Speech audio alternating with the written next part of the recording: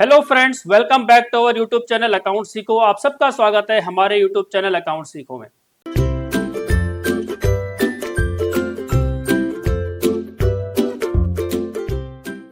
Twelfth class की series है। अगर हम ट्वेल्थ क्लास की बात करें, हमने अकाउंटेंसी स्टार्ट की है, जिसके अंदर हमने काफी चैप्टर कवर कर चुके हैं, पार्टनरशिप कंप्लीट कर चुके हैं, स्टेटमेंट ऑफ फाइनेंशियल एनालिसिस हम कंप्लीट कर चुके हैं।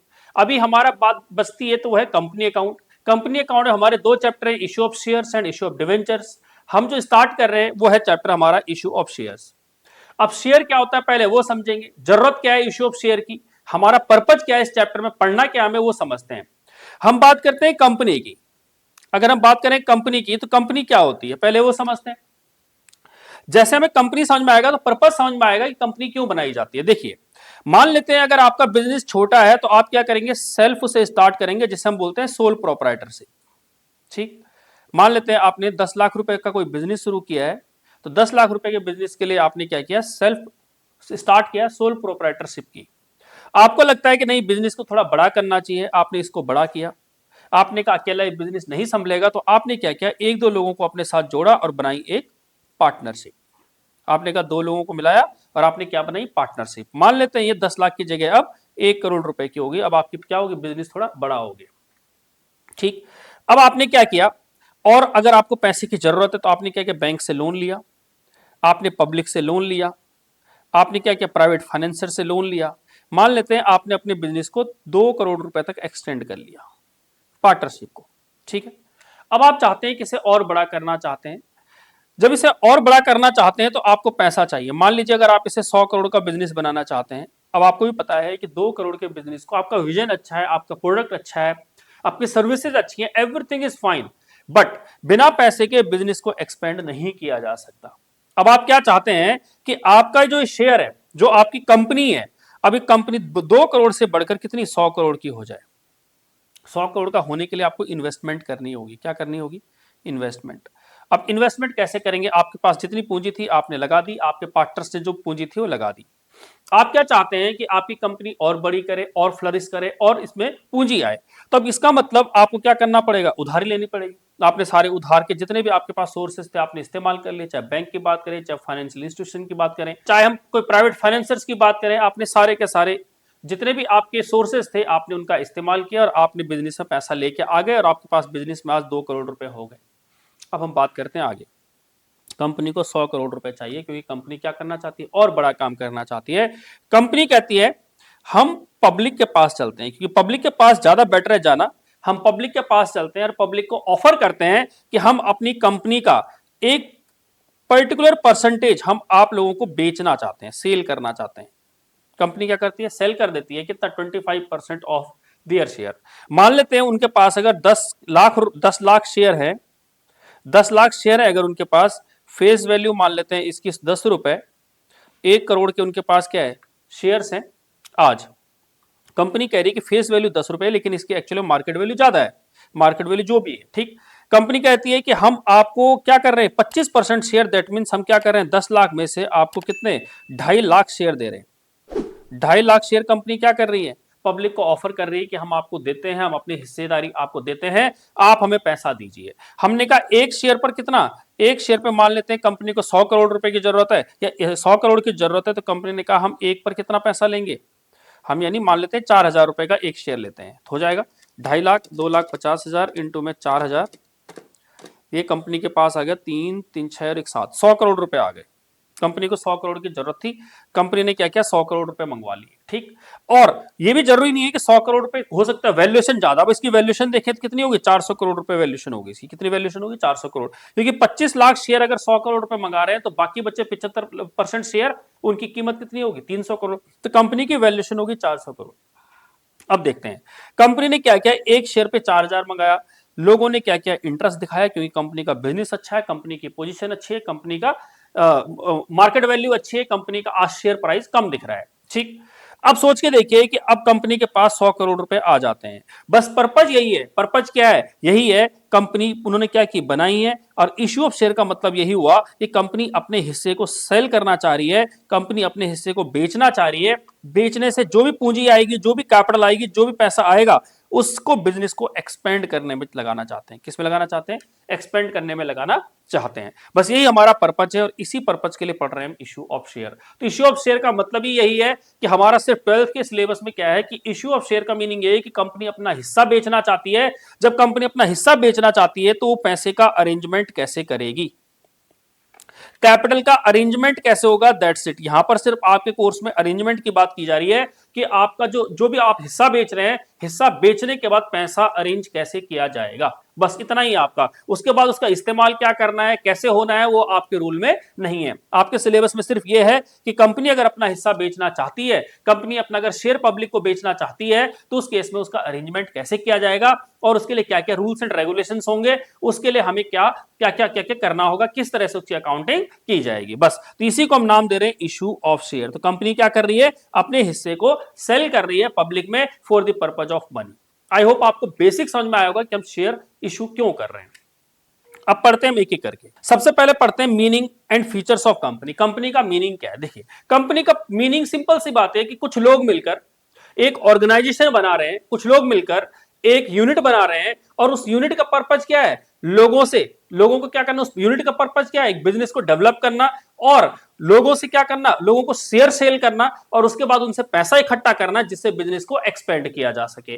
तो सिंपल सा ये है, कह रहा है कि it is an association of person who contributes money और money is worth to a common stock and employ it for some common purpose. ठीक, दूसरे शब्दों में यह भी कह सकते हैं कि कंपनी एक आर्टिफिशियल पर्सन है जो कि लॉ के द्वारा बनाई जाती है, हैविंग सेपरेट एंटिटी है with perpetual succession and common seal. ये इसके फीचर्स हैं। तो इसका मतलब क्या है, कंपनी एक आर्टिफिशियल पर्सन है। It means artificial person. तो हम पर्सन की बात करें तो हमारे पास तीन तरह के पर्सन होते हैं। सबसे पहले होता है हमारे पास नेचुरल पर्सन। सबसे पहले होता है हमारे पास नेचुरल पर्सन। नेचुरल पर्सन का मीनिंग हुआ कि जो नेचर से बना है, जो प्रकृति ने बनाया है। जैसे हम बात करें इंसान की, हम बात करें ह्यूमन बीइंग की, ठीक, वो किसने बनाया, इंसान किसने बनाया, भगवान ने बनाया, नेचर ने बनाया। तो अगर हम उस पर्सन की पहले बात कर रहे हैं। दूसरा होता है हमारा artificial person. Artificial person, it means हम इसे क्या मान के चल रहे हैं कि ये नेचुरल नहीं है लेकिन ये आर्टिफिशियल है। आर्टिफिशियल का मीनिंग नकली है। नकली का मतलब बनाया हुआ है। किसने बनाया हुआ है, ह्यूमन बीइंग ने बनाया हुआ है। ह्यूमन बीइंग ने बनाया हुआ है। किसने बनाया हुआ है, ह्यूमन बीइंग में। जैसे एग्जांपल के तौर पे कंपनी हो गया, पार्टनरशिप हो गई, बिजनेस हो गया, ये किसने बनाया है, ये ह्यूमन ने बनाया है। इसे हम आर्टिफिशियल पर्सन का नाम दे रहे हैं। और तीसरा होता है हमारा representative person. Representative person, representative person का मीनिंग यह है कि जैसे एग्जांपल के तौर पे अगर हम बात करें रिलायंस की, अगर हम बात करें रिलायंस की, तो जो इसके यानी मुकेश अंबानी जी हैं, ये इसके ओनर हैं, ठीक है। पर क्या इनका हर जगह प्रेजेंट होना पॉसिबल है? नहीं है। ये आपके हर जगह नहीं मिलेंगे, लेकिन बहुत सारे डॉक्यूमेंट्स ऐसे होंगे, बहुत सारी चीजें ऐसी होंगी जहां पर डिसीजन लेना होगा, बहुत सारे डॉक्यूमेंट्स ऐसे होंगे जहां साइन करने होंगे। तो ये क्या करते हैं, अपने बिहाफ पर किसको, किसी व्यक्ति को क्या करते हैं, ऑथोराइज कर देते हैं। क्या कर देते हैं, ऑथोराइज कर देते हैं कि आप हमारे बिहाफ पर काम कीजिए। जैसे हम बोर्ड ऑफ डायरेक्टर की बात करें, बोर्ड उन्होंने बनाया है, ओनर जरूर वो है लेकिन उन्होंने बोर्ड ऑफ डायरेक्टर को क्या दी हुई है, ऑथराइजेशन दी हुई है कि आप हमारे बिहाफ पर काम कीजिए, हमारे जितनी भी यानी काम काज है उसमें आप भागीदारी कीजिए और उसके बदले आपको जो भी पेमेंट है वो हम देंगे। तो यहां पर क्या हो रहा है, उन्हें ऑथराइज किया जा रहा है कि उनके बिहाफ पर वो काम करें। इसका क्या मीनिंग हुआ, इसका मीनिंग हुआ कि अगर कोई भी डॉक्यूमेंट साइन किया जा रहा है, किसी भी पर्सन के द्वारा साइन किया जा रहा है जो कि रिप्रेजेंटेटिव पर्सन है, यह माना जाएगा कि वो मुकेश अंबानी जी के द्वारा साइन किया जा रहा है। इसे कहते हैं रिप्रेजेंटेटिव पर्सन। तो वो ये कह रहा है कंपनी क्या है, नेचुरल पर्सन है नहीं, रिप्रेजेंटेटिव पर्सन है नहीं, कंपनी क्या है, एक आर्टिफिशियल पर्सन है जो कि इंसान के द्वारा बनाया गया है। क्लियर है बात, पहली चीज। तो सबसे पहले तो हमने ये देखा कि कंपनी का एक आर्टिफिशियल पर्सन है। आर्टिफिशियल पर्सन का मीनिंग समझ में आ गया होगा कि ये लॉ के द्वारा बनाया हुआ है, इसे इंसान के द्वारा बनाया हुआ है, ये नेचुरल भी नहीं है और ये रिप्रेजेंटेटिव नहीं है, ये क्या है, आर्टिफिशियल है। तो क्या लिखा हुआ है, company is an artificial person in the eyes of law, it comes into existence through the process of law. जैसे हम क्या करते हैं, कंपनी का रजिस्ट्रेशन कराते हैं और कंपनी का रजिस्ट्रेशन कराने के बाद कंपनी क्या होती है, हमारी बन जाती है। तो कह रहा है कि after being registered under the companies act, company act में हमने रजिस्ट्रेशन कराया, हमारी कंपनी बन गई, इसे हम नाम दे रहे हैं क्या, आर्टिफिशियल पर्सन। दूसरा वो कहता है कंपनी होने के लिए क्या जरूरी है, कह रहा है separate legal entity. Separate legal entity का क्या मीनिंग हुआ कि कंपनी जो है अलग है और ओनर अलग है। कंपनी अलग है और ओनर अलग है। इट मींस ये हुआ सिंपल सा कि किसी व्यक्ति के रहने से, किसी व्यक्ति के नहीं रहने से ये कंपनी चलती रहेगी, जिसे हम परपेचुअल सक्सेशन भी कहते हैं, कंपनी लगातार चलती रहेगी। तो यहां पर वो कह रहा है कि अगर हम बात करें कि सेपरेट लीगल एंटिटी, तो इसकी एंटिटी अलग है इसके ओनर से, इसके लोगों से, इसके मालिक से। तो वो क्या कहना चाह रहा है, company is a legal person and it's entity is quite distinct and separate from its members. Members means owner, जो जिन लोगों ने भी कंपनी में पैसा लगाया हुआ है उन्हें मेंबर्स का नाम या शेयर होल्डर्स का नाम दिया जाता है। It can purchase and sell the properties of its name, can open the bank account in its name, अपने नाम पे क्या कर सकते हैं, प्रॉपर्टी खरीद सकते हैं, बैंक अकाउंट खोल सकते हैं, अगर कोई कॉन्ट्रैक्ट की बात करें तो किसी कॉन्ट्रैक्ट में भी जा सकते हैं। Since a company has a legal personality distinct from that of its members, a creditors of such company can sue only the company for its debts, not its members। वो कह रहा है क्या, मान लीजिए क्रेडिटर का पैसा नहीं दे पा रही है कंपनी, तो क्या करेगा, क्रेडिटर्स आप किसी पर्टिकुलर मेंबर को, शेयर होल्डर्स को स्यू केस नहीं कर सकता है। वो केस करेगा तो किस पे करेगा, कंपनी पे करेगा, दैट इज आर्टिफिशियल पर्सन पे करेगा, नेचुरल पर्सन पे नहीं करेगा। परपेचुअल एग्जिस्टेंस की बात करें, परपेचुअल एग्जिस्टेंस का मीनिंग ये हुआ कि कोई व्यक्ति चाहे रहे नहीं रहे, मान लो कोई क्या होता है, रिटायर हो गया, कोई मेंबर रिटायर हो गया, कोई इंप्लॉय रिटायर हो गया, किसी की डेथ हो जाती है, ल्यूनेसी का केस हो जाता है, इंसॉल्वेंट हो जाता है, कुछ भी हो, कंपनी चलती रहेगी। कंपनी का परपेचुअल सक्सेशन है, कंपनी बनी रहेगी जब तक उसे वाइंड अप, यानी जब तक उसे पूरा बंद न किया जाए। तो वाइंडिंग अप अगर कंपनी का हो जाता है तो बात अलग है, पर जब तक कंपनी को बंद नहीं किया जाए तब तक चलती रहती, चाहे कोई मरे चाहे कोई रहे। क्लियर है बात। तो वही कह रहा है कि the existence of a company is not affected by the retirement, death, lunacy और insolvency of its members. Share holders में कम एंड शेयर होल्डर्स में गो। जो भी ओनर है या जिन्होंने कंपनी के शेयर खरीदे हैं वो कह रहे आ सकते हैं, वो जा सकते हैं, वो आएंगे भी जाएंगे भी, but company goes on, company चलती रहेगी for ever unless wound up, जब तक कंपनी को क्या ना कर दो, आप बंद ना कर दो। नेक्स्ट कहता है कंपनी में जो है लायबिलिटी होती है, लिमिटेड लायबिलिटी होती है। कंपनी में क्या होती है, लिमिटेड लायबिलिटी। लिमिटेड लायबिलिटी का क्या मीनिंग हुआ, जैसे हमने पार्टनरशिप में पढ़ा था कि पार्टनर्स की जो लायबिलिटी होती है वो अनलिमिटेड होती है। अनलिमिटेड, अनलिमिटेड का मीनिंग ये हुआ कि अगर कंपनी को या पार्टनरशिप फर्म को कोई लॉस होता था तो पार्टनर जो है, जो उसका बिजनेस में हिस्सा है वो तो जाएगा ही जाएगा, बट अगर पार्टनर का अगर कोई पर्सनल प्रॉपर्टी है, पर्सनल ऑब्लिगेशन देने के बाद जो पैसा बचेगा वो आपको पार्टनरशिप फर्म को देना पड़ेगा, इन केस कि अगर लॉस होता है या इन केस कि अगर हमें इस लॉस को मीट करना है। क्लियर है बात। तो जितने भी ड्यूज होंगे पार्टनरशिप में, हमने कहा था कि पार्टनरशिप का जितना हिस्सा है बिजनेस में वो तो देना ही पड़ेगा, पर घर से भी संपत्ति लानी पड़ सकती है इन ड्यूज को क्लियर करने के लिए। पर यहां पर कंपनी के केस में कह रहा है कि आपको सिर्फ और सिर्फ उतना ही हिस्सा देना है जितने के लिए आपके पास शेयर्स हैं। मतलब जितना आप अधिकारी हो, जितना आपके पास अधिकार है किस चीज का, शेयर्स का, शेयर होल्डिंग जितने पास जितनी भी आपके पास है, सिर्फ और सिर्फ उतने के लिए लायबल हो आप, बाकी के लिए लायबल नहीं हो। एग्जाम्पल के तौर पे समझते हैं कि आप शेयर की फेस वैल्यू 10 रुपए है, शेयर की फेस वैल्यू 10 रुपए है और आपके पास मान लेते हैं 1 लाख शेयर है। इट मींस आपने वादा किया है कि आपके पास कंपनी के कितने, टोटल 10 लाख रुपए के शेयर्स हैं। तो आप मान लीजिए 10 रुपए में से आप 8 रुपए दे चुके हैं। कितने रुपए दे चुके हैं, 8 रुपए दे चुके हैं। तो जब कंपनी बंद होगी या जब कंपनी को क्लियर किया जाएगा तो आपसे सिर्फ और सिर्फ 2 रुपए एक्स्ट्रा मंगा सकती है, इंटू में 1 लाख शेयर, 2 लाख रुपए से ज्यादा आपसे नहीं मांगा जाएगा। इसे कहते हैं लिमिटेड लायबिलिटी, कि जितना आपने वादा किया है, जितना आप कंपनी में इन्वेस्ट किया हुआ है, मैक्सिमम आपसे सिर्फ उतना ही पैसा लिया जाएगा, उससे ज्यादा पैसा नहीं लिया जाएगा। आपकी पर्सनल प्रॉपर्टी सेफ रहेगी, आपकी पर्सनल प्रॉपर्टी पे कोई दिक्कत नहीं आएगी। तो यहां पर क्या कहना चाह रहा है, liability of the shareholders of a company is limited to the unpaid value of his shares। unpaid value means अगर हमने कहा 10 रुपए फेस वैल्यू थी, 8 रुपए दे चुका है, तो 2 रुपए जो नहीं दिए हैं सिर्फ और सिर्फ उतना ही उसे पे करना पड़ेगा। For example if the face value of a share 10 रुपए है एंड शेयर होल्डर ऑलरेडी 8 रुपए पे कर चुका है, तो उसे सिर्फ और सिर्फ कितना, 2 रुपए एक्स्ट्रा मंगाया जाएगा, उससे ज्यादा उससे नहीं मंगाया जाएगा। नेक्स्ट फीचर क्या है, कंपनी की कॉमन सील होती है। जरूरी नहीं है कंपनी के पास कॉमन सील हो, बट अगर कंपनी के पास कॉमन सील है तो कंपनी का जो भी डॉक्यूमेंट होगा वो प्रीफिक्स किया जाएगा विद दिस कॉमन सील। तो कह रहा है कि कंपनी मे और may not maintain a common seal, but if it has a common seal it is affixed to all the important documents of the company। जितने भी डॉक्यूमेंट है कंपनी के उसमें उस चीज का क्या होगा, प्रॉपरली सील किया जाएगा। बात करते हैं ट्रांसफरेबिलिटी ऑफ शेयर्स। अगर हम बात करें ट्रांसफरेबिलिटी ऑफ शेयर्स, तो यहां पर क्या होता है कि अपने शेयर्स को किसी और के नाम पर ट्रांसफर किया जा सकता है। शेयर ट्रांसफर करने का मीनिंग हिस्सा ट्रांसफर करना। मान लेते हैं हमारे पास XYG कंपनी है, उसमें एक व्यक्ति है ए के पास मान लेते हैं 1000 शेयर है। कितने शेयर हैं? 1000 शेयर हैं, और ये चाहता है कि अपने शेयर्स को ट्रांसफर करना, तो ये अपने शेयर को ट्रांसफर कर सकता है। क्या लिखा हुआ है?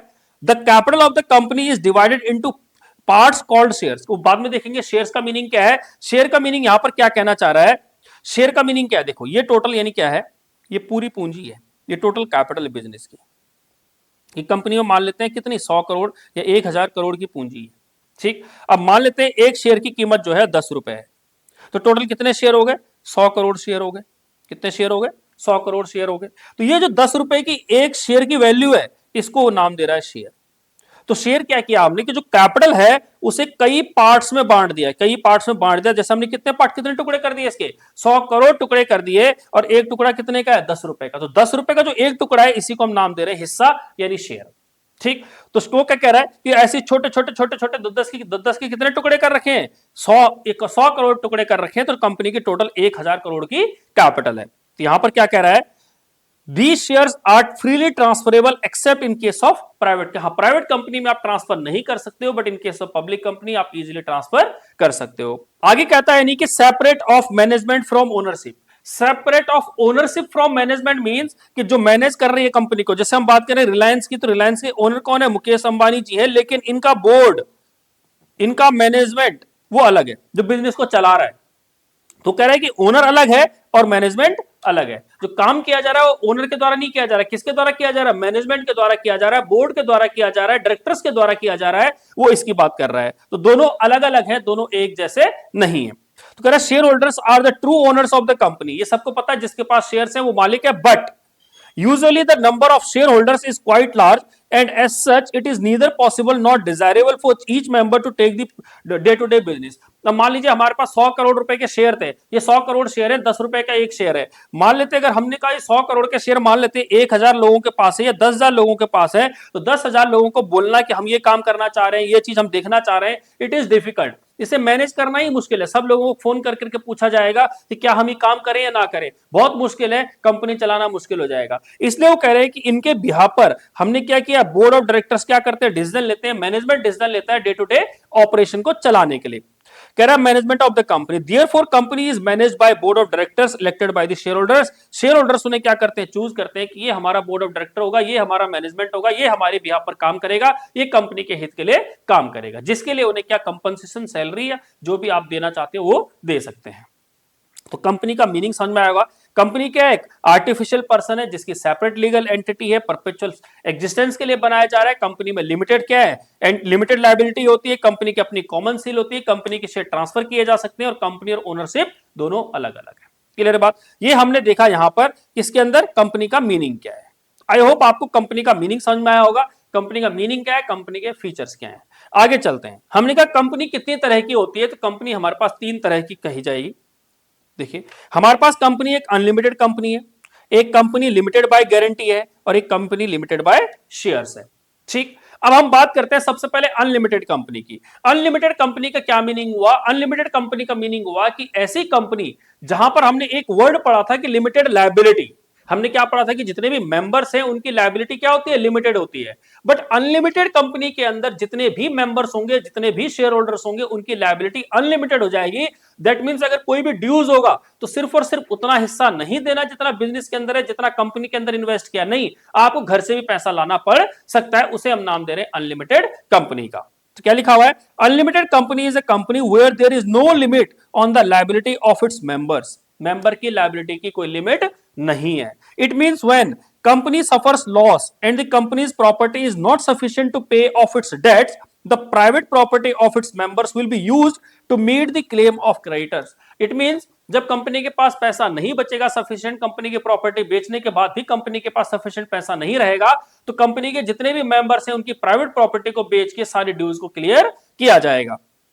As the risk involved in such companies is too high, these are not found in India even though permitted by the Companies Act। Company कहता है हम ऐसा कोई कंपनी नहीं चाहते हैं जिसमें मेंबर्स की लायबिलिटी ज्यादा हो जाए। अब इसके पीछे रीजन क्या है? क्योंकि इसके पीछे क्या है? पब्लिक इन्वॉल्व हो जाती है। क्या हो जाती है? पब्लिक। क्योंकि हमने पहले भी कहा था कि कंपनी को ज्यादा पैसा चाहिए तो कंपनी अपना हिस्सा किसको बेच देती है? पब्लिक को बेच देती है। इट मींस क्या होगा, कंपनी में क्या होगा कि जो बोर्ड ऑफ डायरेक्टर्स हैं, ये जो ऊपर बैठे हुए लोग हैं, वो क्या करेंगे, कंपनी में लॉस दिखा देंगे, लॉस आ जाएगा और बड़े गलत गलत डिसीजन ले लेंगे जिसकी वजह से लॉस हो जाएगा। और जब लॉस होगा तो उसका बर्डन किस तक पहुंचेगा, पब्लिक पर पहुंचेगा। और जब पब्लिक पर पहुंचेगा तो पब्लिक भी शेयर होल्डर है, और जब पब्लिक शेयर होल्डर है तो पब्लिक की जितनी भी पर्सनल प्रॉपर्टी है वो भी अटैच हो जाएगी, वो भी क्या हो जाएगा, उस लॉस को बियर करने में यूज करनी पड़ जाएगी। इसीलिए हम इस तरह की कंपनी को यहां पर क्या किया है, प्रोहिबिट किया गया है, कहा गया है कि हम इस तरह की कोई कंपनी यहां पर नहीं देखना चाहते। नेक्स्ट कंपनी आता हमारा guarantee, company limited by guarantee. Limited by guarantee का क्या मीनिंग हुआ कि जितना उन्होंने अपने हिस्से को बताया कि भाई हम इतना ही हिस्सा दे पाएंगे, उतना ही हिस्से के लिए लायबल होंगे, बाकी के लिए लायबल नहीं होंगे। क्या लिखा हुआ है, in case of such company the liability of the member is limited to the extent of the guarantee given by them. In the event of winding up of the company, the liability of its members will arise only in the event of winding up of the company. It means members ने ये कहा है कि भैया हम आपको क्या करेंगे, इतनी गारंटी देते हैं, इससे ज्यादा हम नहीं देंगे। ठीक, तो जितनी गारंटी दी है eight the time of winding up, maximum से उतना ही पैसा मंगाया जाएगा, उससे ज्यादा पैसा नहीं मंगाया जाएगा। एंड लास्ट जो तीसरा आता है हमारा, company limited by shares. Company limited by shares, की कंपनी को क्या किया, शेयर से लिमिट कर दिया है। इट मींस जितना जिसका हिस्सा होगा उतने के लिए वो लायबल होगा, बाकी के लिए वो लायबल नहीं होगा, जो हम ऑलरेडी पढ़ चुके हैं। क्या लिखा है, in case of such company the liability of member is strictly limited to the extent of nominal value of shares held by each of them. जैसे हमने एग्जांपल पढ़ा था कि 10 रुपए की उसकी फेस वैल्यू है, नॉमिनल वैल्यू 10 रुपए की है, अगर वो 8 रुपए दे चुका है तो मैक्सिमम उससे 2 रुपए लिए जाएंगे, उससे ज्यादा उससे नहीं लिया जाएगा, उसकी प्राइवेट प्रॉपर्टी पे कोई भी क्वेश्चन नहीं उठाया जाएगा। If a member has already paid the full amount of the shares, he will not be liable to pay any amount. If a member has partly paid the shares, he can be forced to pay the remaining amount during existence of the company as well as during the winding up of the company। के existence के time पे भी मंगाया जा सकता है जो बचा हुआ पैसा है, और जब कंपनी बंद हो तो उस समय भी वो पैसा मंगाया जा सकता है। कंपनी लिमिटेड बाय शेयर्स वो भी 3 तरह की होती है, कौन सी, private company, public company, and तीसरी आती है 1 पर्सन कंपनी। अगर हम बात करें प्राइवेट कंपनी की, तो प्राइवेट कंपनी में एक प्राइवेट ओनर होगा।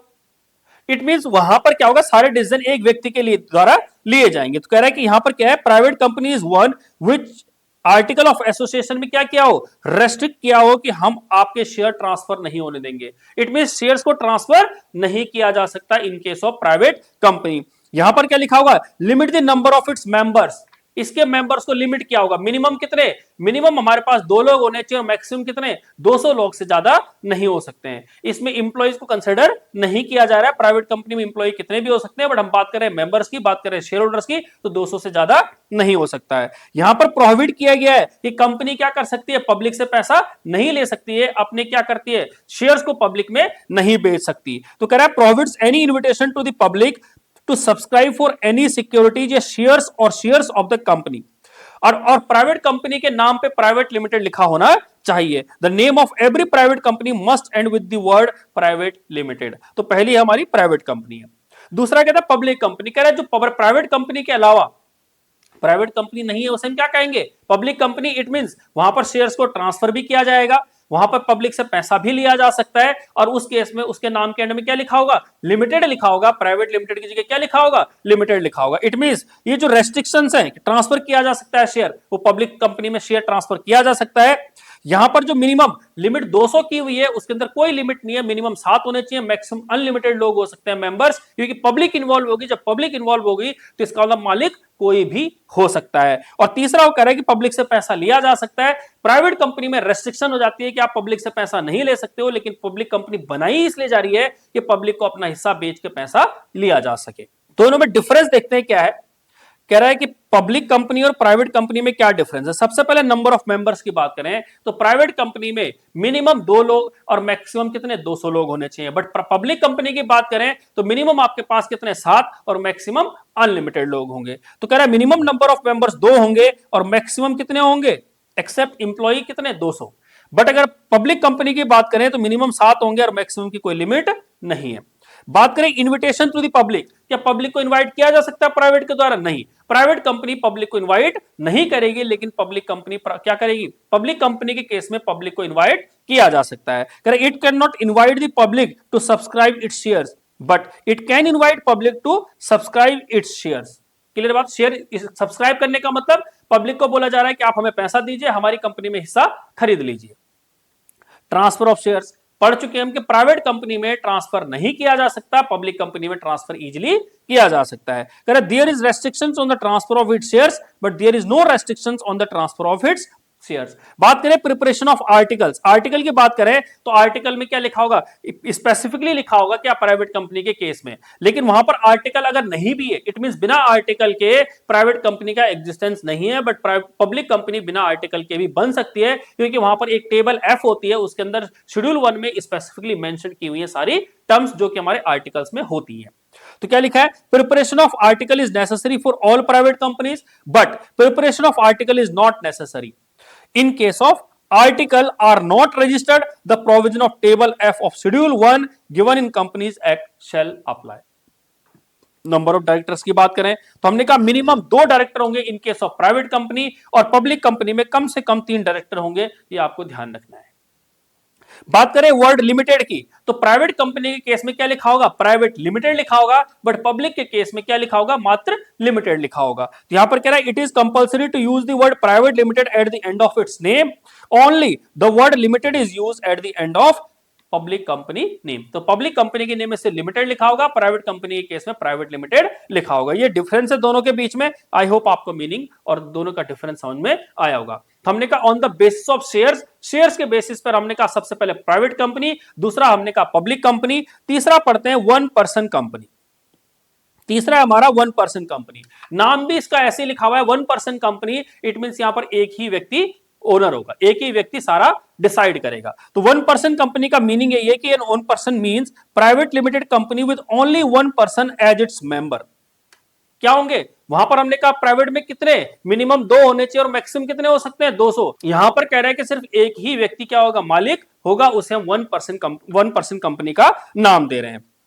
अब देखिए जो मेंबर्स हैं वो ऑफ 1 पर्सन कंपनी, वो क्या होना चाहिए, वो इंडिया का रेजिडेंट होना चाहिए, और इंडिया का रेजिडेंट और सिटीजन होने का मतलब यह है कि वो इंडिया में पिछले साल 182 दिन या उससे ज्यादा रहा हो, उसे हम क्या बोल रहे हैं, Indian citizen, resident of India कहा जा रहा है उसे, पहली चीज। तो वही कह रहा है कि only a natural person, natural person का मीनिंग समझ में आ गया होगा आपका कि जो बाय नेचर आया है, बाय बर्थ आया, दैट इज ह्यूमन बीइंग।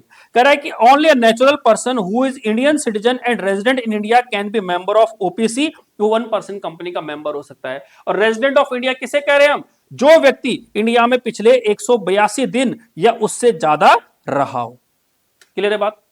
दूसरी चीज कह रहा है जो 1 पर्सन कंपनी है उसमें सिर्फ एक ही व्यक्ति एक कंपनी बना सकता है, एक व्यक्ति एक से ज्यादा 1 पर्सन कंपनी नहीं बना सकता। कह रहा है 1 person can form only OPC, 1 OPC. दूसरी चीज कह रहा है कि ओपीसी की लिमिट होनी चाहिए, लिमिट कितनी, 50 लाख रुपए। वही कह रहा है कि पेड अप कैपिटल, जो पेड अप शेयर कैपिटल है वो 50 लाख से ज्यादा नहीं होनी चाहिए। अगर ये 50 लाख से ज्यादा हुई तो इसे ऑटोमेटिकली कन्वर्ट करना पड़ जाएगा आपको, इधर प्राइवेट कंपनी और पब्लिक कंपनी, इसे कन्वर्ट करना पड़ जाएगा। जैसे इसकी लिमिट क्रॉस होगी 50 लाख से पेड अप कैपिटल की, वैसे ही आपको इसे कन्वर्ट करना कंपलसरी हो जाएगा।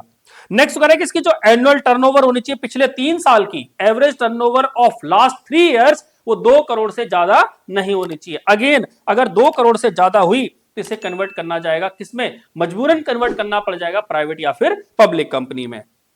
अगर हम बात करें पर्पज की तो इसका पर्पज क्या होना चाहिए, इसका पर्पज सिर्फ और सिर्फ बिजनेस कमाना होना चाहिए, बिजनेस करना होना चाहिए, कोई सोशल पर्पज के लिए नहीं बनाई जा रही, कोई यानी वेलफेयर के लिए नहीं बनाई जाएगी 1 पर्सन कंपनी। तो कह रहा है कि as per rule 3(5) of the companies incorporation rule 2014 and OPC can not be formed for charitable purpose, charitable purpose के लिए इसे नहीं बनाया जा सकता, इसे बनाया जाएगा सिर्फ और सिर्फ बिजनेस पर्पज के लिए, that means for the purpose of earning money.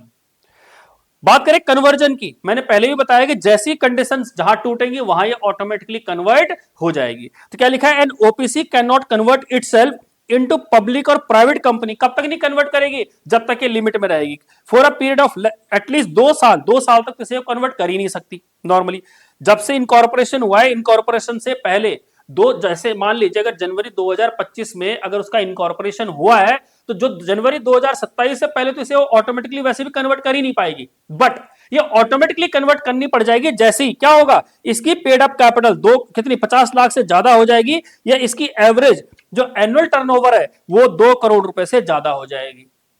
तो 1% कंपनी को कन्वर्ट नहीं किया जाएगा, कम से कम 2 साल तक उसे बना के रखना पड़ेगा। बट जैसी उसकी लिमिट क्रॉस होगी, 50 लाख वाली लिमिट क्रॉस होगी या 2 करोड़ वाली लिमिट क्रॉस होगी, वैसे उसे ऑटोमेटिकली कन्वर्ट किया जाएगा। बेनिफिट क्या है यानी वो ओपीसी के, एक तो आपको कैश फ्लो स्टेटमेंट नहीं बनानी और बहुत सारे कंप्लायंस होते हैं। जैसे अगर हम बात करें किसकी, एजीएम की, नोटिस टू जनरल मीटिंग की, कोरम की, प्रॉक्सीज की, इसकी जरूरत नहीं होती। तो ये हमें जरूरत, मतलब नॉर्मली कंपनी में तो कंपलसरी ये चीजें करनी है, बट 1% कंपनी में ये सब चीज करने की जरूरत नहीं है। इवन आपको कैश फ्लो स्टेटमेंट बनाने की जरूरत भी नहीं है। तो ये इसके फायदे हैं, इसीलिए लोग क्या करते हैं, 1% कंपनी को भी स्टार्ट करते हैं।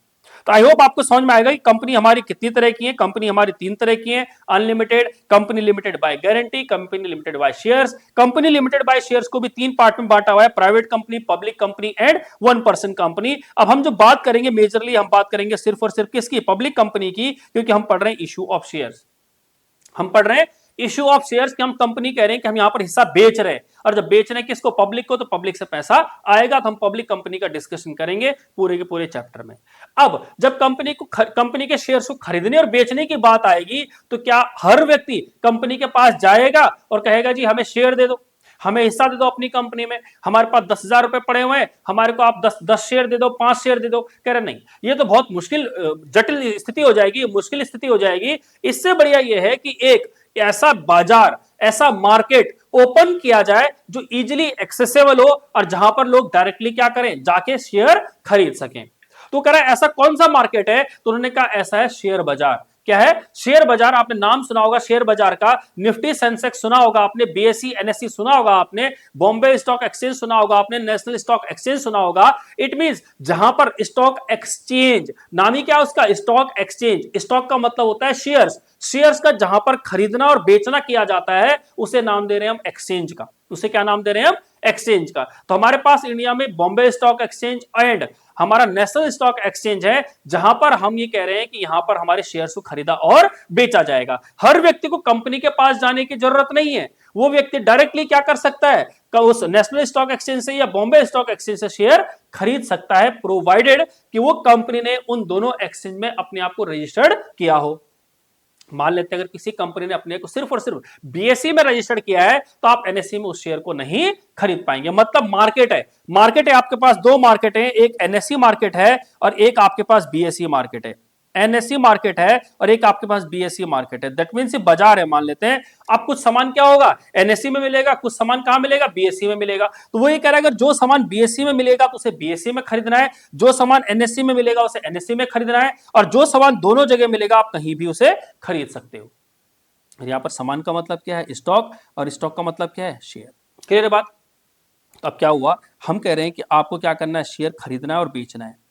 अब जब शेयर खरीदने और बेचने की बात आएगी तो हर व्यक्ति कंपनी के पास नहीं जाएगा, डायरेक्टली इस मार्केट से खरीदेगा। बट अब मार्केट के लिए क्या चाहिए, आपके पास एक्सेस चाहिए। मार्केट में जाने के लिए आपके पास कुछ ना कुछ तो डॉक्यूमेंट होना चाहिए। तो वो ये कह रहा है उसके लिए आपको एक डीमैट अकाउंट ओपन करना पड़ेगा। क्या करना पड़ेगा, डीमैट अकाउंट, जिसे बोलते हैं डीमैटेरियलाइजेशन अकाउंट, जहां पर अपने आप शेयर को खरीद और बेच सकते हो। तो आप क्या करिए, जैसे आप डीमैट अकाउंट ओपन करेंगे, अलग अलग सिक्योरिटीज एक्सचेंज है, वहां पर अपना क्या कर सकते हैं, डीमैट अकाउंट ओपन कर सकते हैं। जैसे आपने कहा जीरोधा है आपका, यानी क्या है, इसके अंदर एचडीएफसी सिक्योरिटीज है, एसबीआई सिक्योरिटीज है। आप वहां पर अपना डीमैट अकाउंट ओपन कीजिए, जिसके लिए आपको पैन कार्ड की जरूरत पड़ेगी।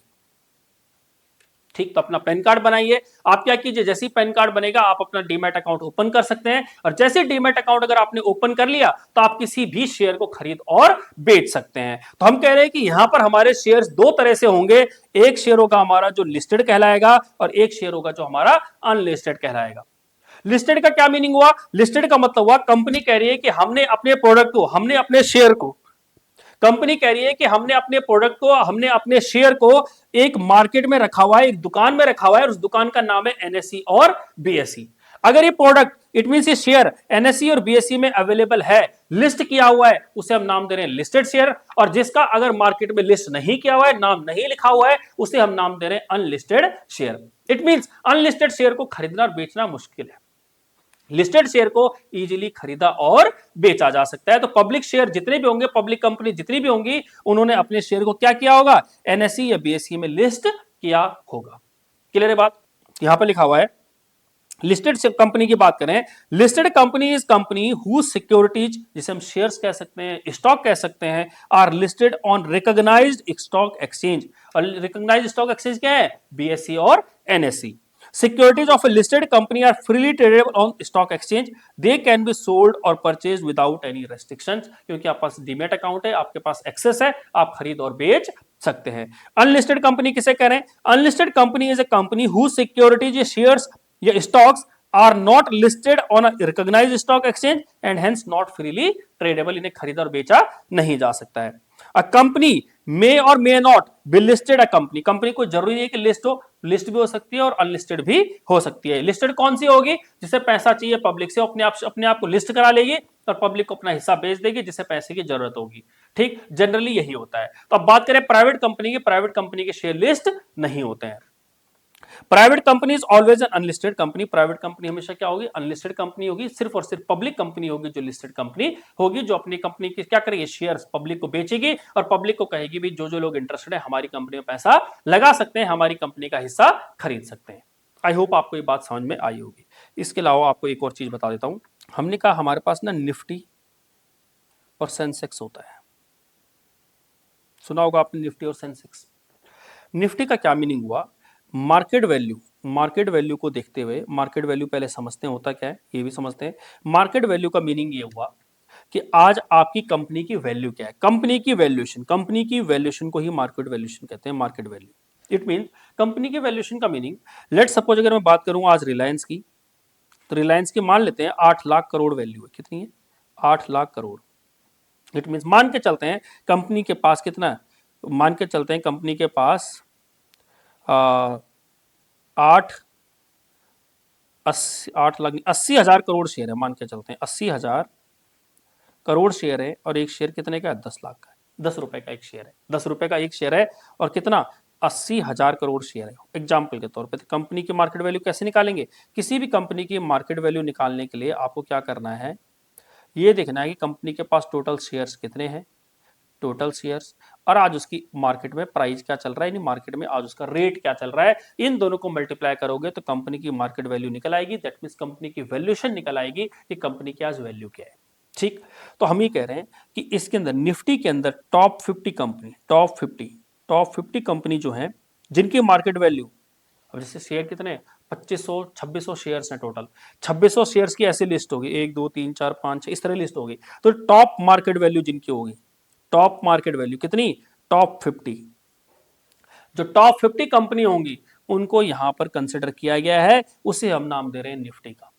और जो टॉप 30 कंपनी है, टॉप 30 कंपनी है, उनको रखा गया सेंसेक्स के अंदर, उसे नाम दे रहे हैं हम सेंसेक्स। तो निफ्टी और 50, निफ्टी और 50 का क्या मतलब हुआ? निफ्टी जिसे बोलते हैं 50, जिसमें टॉप 50 कंपनीज होंगी उसे हम निफ्टी का नाम दे रहे हैं, जिसमें टॉप 30 कंपनीज होंगी उसे हम सेंसेक्स का नाम दे रहे हैं। बट अल्टीमेटली सारे शेयर्स खरीदे और बेचे जाएंगे जिस मार्केट में, उसे हम नाम दे रहे हैं स्टॉक एक्सचेंज। और वो स्टॉक एक्सचेंज कौन सा होगा? बीएसई और एनएसई।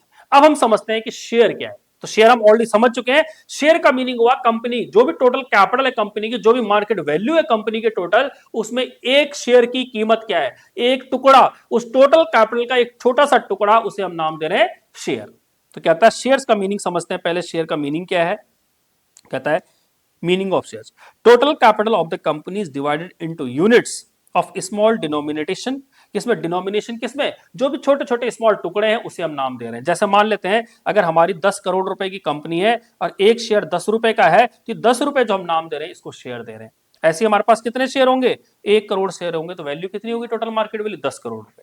तो वही कह रहा है, इसी को हम नाम दे रहे हैं, each such unit is called share. Example के तौर पे कहता है कि total capital of the company कितनी है? 50 लाख रुपए, divided into 5 lakh shares of ₹10 each.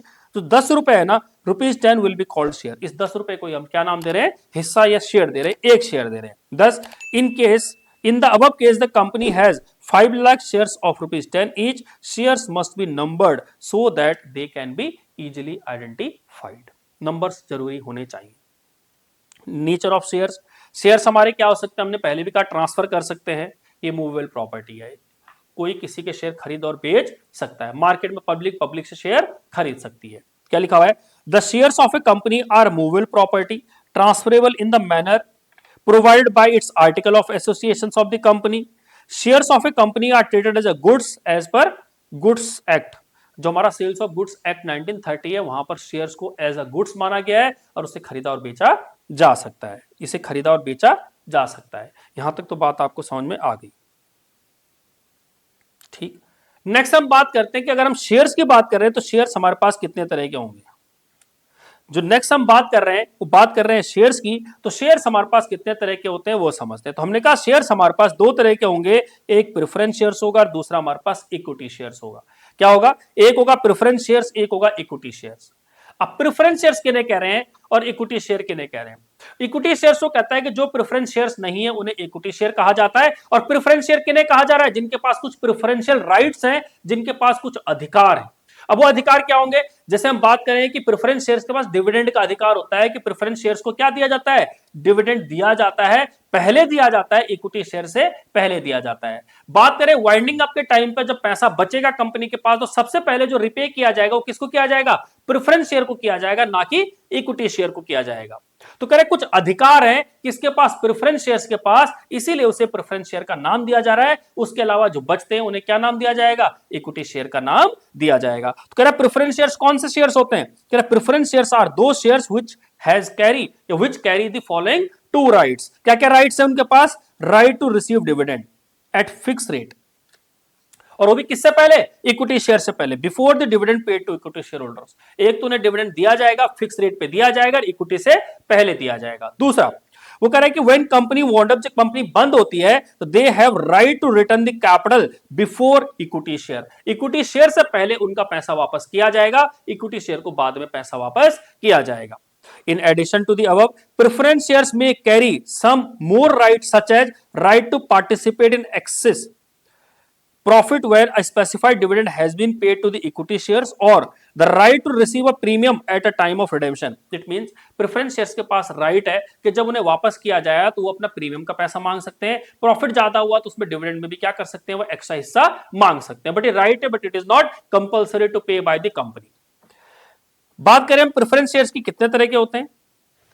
Preference share हमारा on the basis of payment, जिसे हम बोलते हैं कम्युलेटिव प्रेफरेंस शेयर्स और नॉन कम्युलेटिव प्रेफरेंस शेयर्स। अब कम्युलेटिव का क्या मतलब हुआ? कम्युलेटिव मतलब इकट्ठा करना, एरियर मिलना। एरियर मिलना मींस एग्जांपल के तौर पे कंपनी ने पहले साल डिविडेंड दिया, दूसरे साल डिविडेंड दिया, तीसरे साल डिविडेंड दिया, चौथे साल डिविडेंड दिया।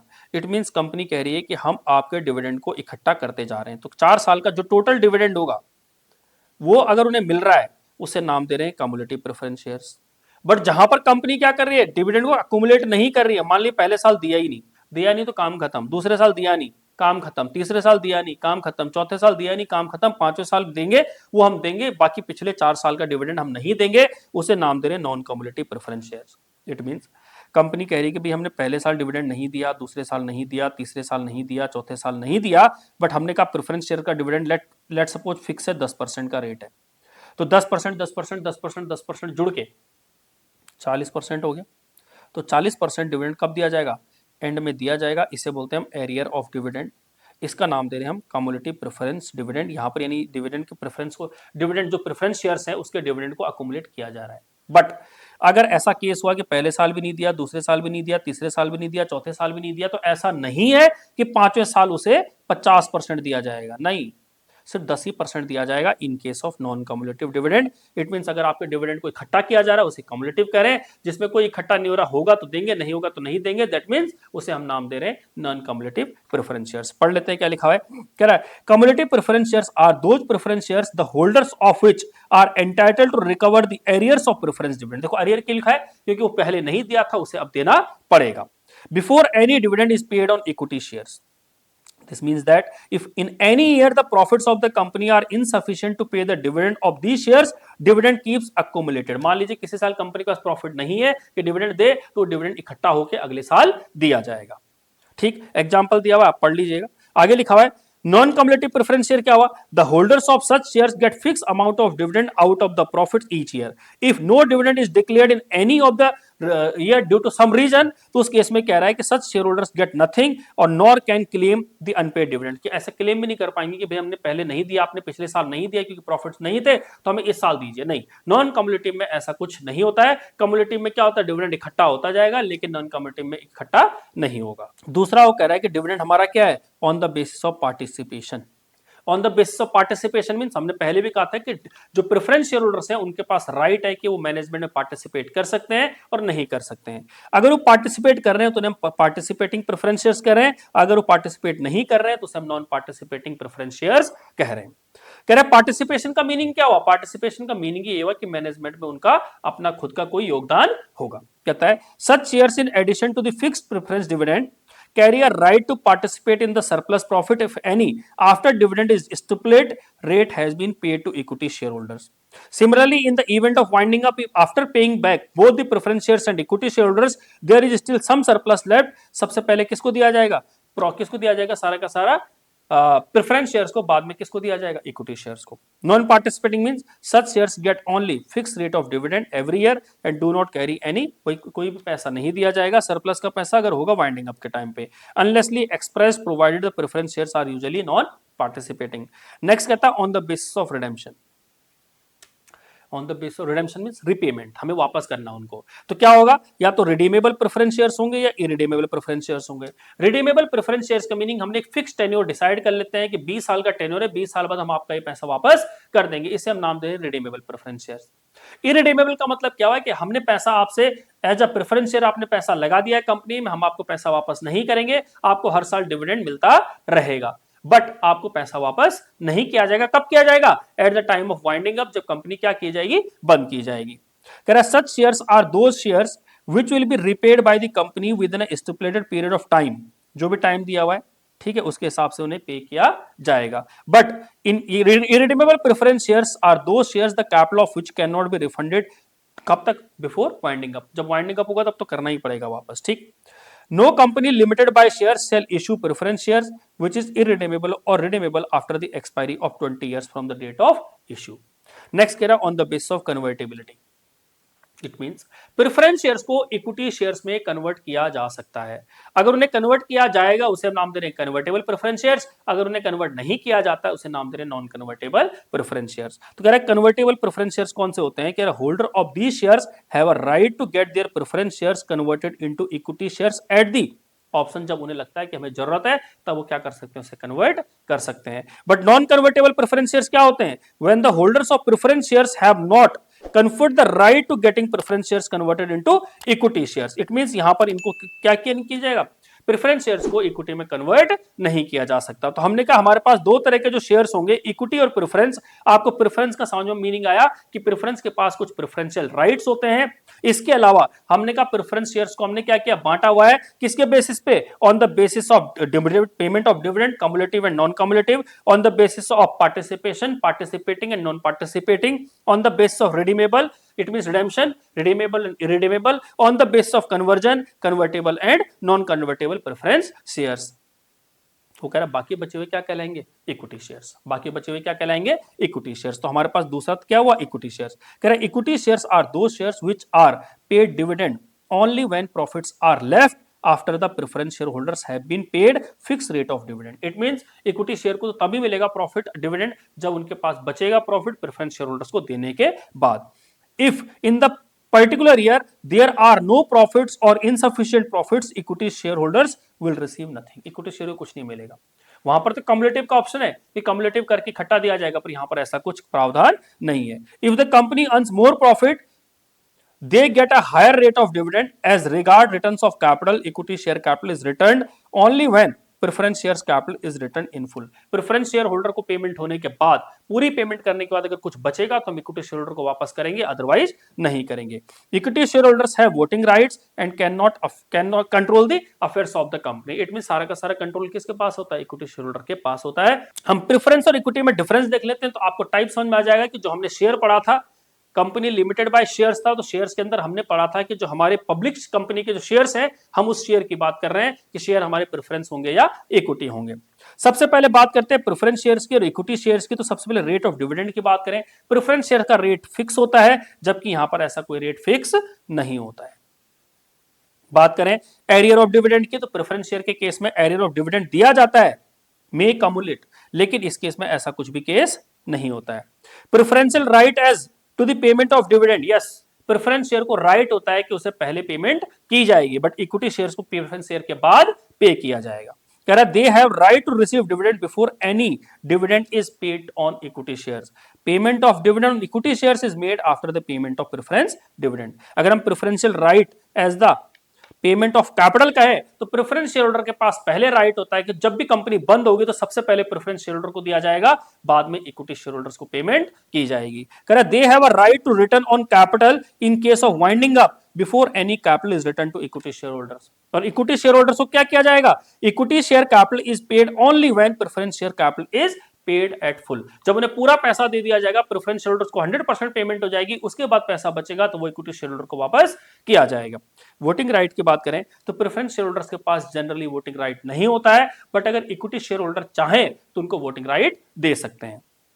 कह रहा है preference share holders do not have any voting right except when their interest is directly affected. और दूसरा कह रहा है इक्विटी शेयर होल्डर्स के पास तो वोटिंग राइट होता ही होता है। Right to participate in management, कह रहा है कि प्रेफरेंस शेयर होल्डर्स मैनेजमेंट में पार्टिसिपेट नहीं कर सकते हैं। कह रहा है they do not have right to participate in management of the company, but they have full right to participate in management of the company. Clear है बात, ये हमारा हो गया दोनों में डिफरेंस। तो ये इस तरह से हमने यानी अपना बेसिक सीखा कि कंपनी अकाउंट का बेसिक्स क्या है। बात करें हम शेयर कैपिटल की, हम शेयर कैपिटल ऑलरेडी जब हमने एनालिसिस ऑफ फाइनेंशियल स्टेटमेंट पढ़ा था, वहां पर हमने शेयर कैपिटल को बहुत अच्छे से समझा था कि हमारे शेयर किसे कहते हैं, कैपिटल किसे कहते हैं, ऑथराइज शेयर कैपिटल क्या होता है, इशूड शेयर कैपिटल क्या होता है, हमारा सब्सक्राइब शेयर कैपिटल क्या होता है, कॉल्ड अप शेयर कैपिटल क्या होता है, पेड अप शेयर कैपिटल क्या होता है, रिजर्व कैपिटल क्या होता है, बहुत डिटेल में हमने वहां पे समझा था। तो शेयर कैपिटल का मीनिंग यहां समझ लेते हैं। मीनिंग यही है कि जो भी पैसा टोटल रेज किया जा रहा है पब्लिक से या लोगों से, फाइनेंशियल इंस्टीट्यूशन से, जितने भी हमारे डोमेस्टिक इंस्टीट्यूशंस हैं, जो भी हमारे एंकर इन्वेस्टर्स हैं, इन लोगों से जो पैसा इकट्ठा किया जा रहा है, दैट सिंपली मींस कि कंपनी ने अपना हिस्सा बेचा है, हिस्सा बेचने का जितना पैसा इकट्ठा किया जा रहा है उसे हम नाम दे रहे हैं शेयर कैपिटल का।